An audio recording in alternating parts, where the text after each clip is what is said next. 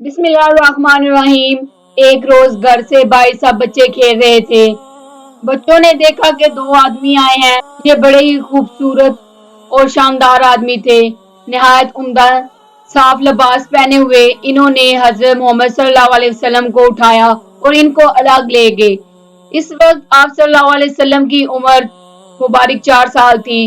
بچے دوڑتے ہوئے گھر پہنچے اور وہاں سے حضرت حلیمہ رضی اللہ تعالیٰ عنہ اور ان کے شوہر دوڑتے ہوئے آئے۔ دیکھا حضرت محمد صلی اللہ علیہ وسلم اپنی جگہ موجود ہے اور کوئی آدمی وہاں موجود نہیں۔ محمد خوش و خرم ہیں، مسکرا رہے ہیں، البتہ چہرے پر کچھ اثر ہے۔ ان سے پوچھا گیا، بیٹا کیا ہوا؟ کون آدمی تھے اور وہ تمہیں کیوں اٹھا لائے تھے اور کہاں چلے گئے؟ حضور صلی اللہ علیہ وسلم نے اپنی زبان سے سارا قصہ سنا دیا کہ ان دونوں نے مجھے لٹا کر یہاں سے یہاں تک سینے کی طرف اشارہ کرتے ہوئے چاک کیا، پھر گوشت کا ایک لوتھڑا یعنی دل نکالا اور اسے چیر کر سیاہ دانہ اس میں سے نکالا۔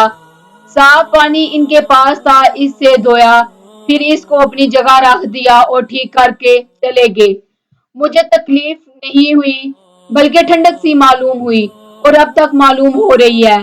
حضرت حلیمہ اور حضرت حارث نے حضور صلی اللہ علیہ وسلم کو پیار کیا، سینے سے لگا کر گھر لے آئے۔ دوسری بار شق صدر کا واقعہ آپ صلی اللہ علیہ وسلم کو 10 سال کی عمر میں پیش آیا۔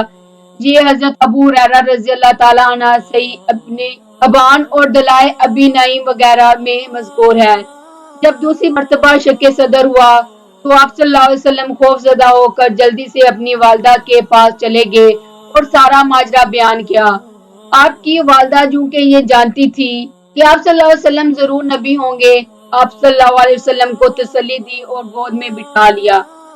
اللہ نے ایسا کر کے آپ صلی اللہ علیہ وسلم کے قلب کو دنیائی خواہشات سے پاک کیا اور اس کے بعد آپ صلی اللہ علیہ وسلم ایک اللہ سے رجوع کرنے لگے اور بتوں کی بجائے اللہ کی عبادت کرتے، جیسا کہ ان سے قبل انبیاء نے ایک اللہ کی عبادت کا حکم دے رکھا تھا۔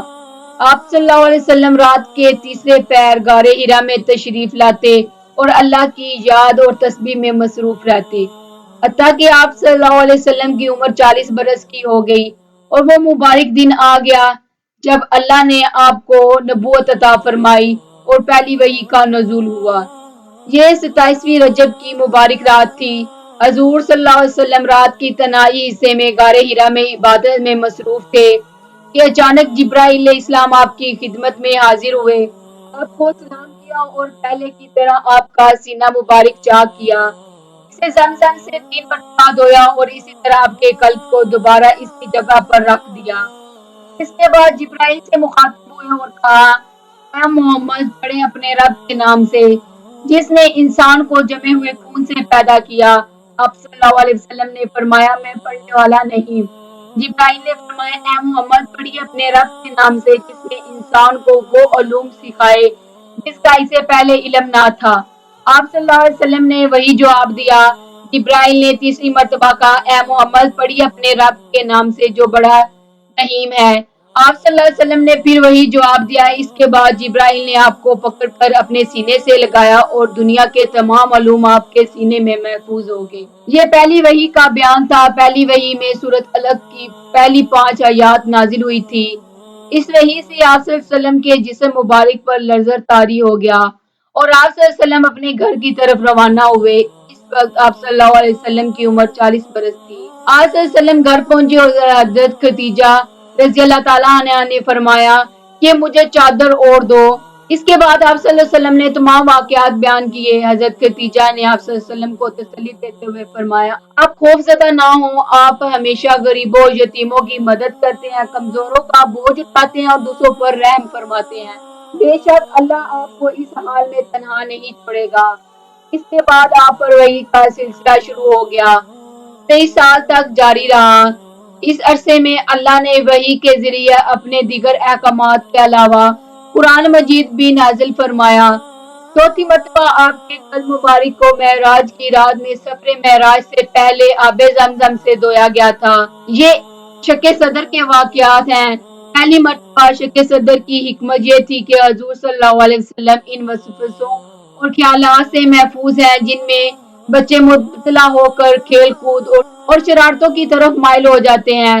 دوسری بات 10 برس کی عمر میں شق صدر ہوا تاکہ جوانی کی پراشاب کے خطرات سے آپ بے خوف ہو جائیں۔ تیسری بات غار ہیرا میں شق صدر ہوا۔ آپ صلی اللہ علیہ وسلم کے قبل میں نور سکینہ بار دیا گیا تاکہ آپ صلی اللہ علیہ وسلم وحی الہی کے بوجھ کو برداشت کر سکیں۔